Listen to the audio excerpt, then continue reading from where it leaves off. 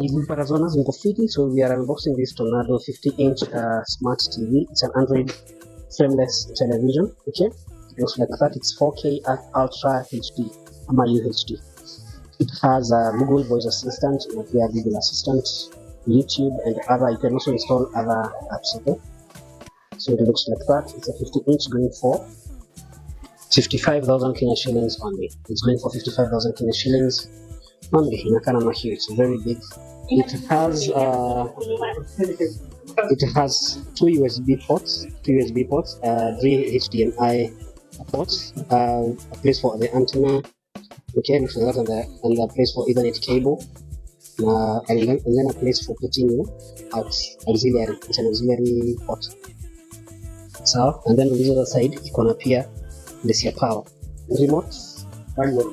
It has a remote, a cable for power cable, and also the batteries, and the warranty card and the manual.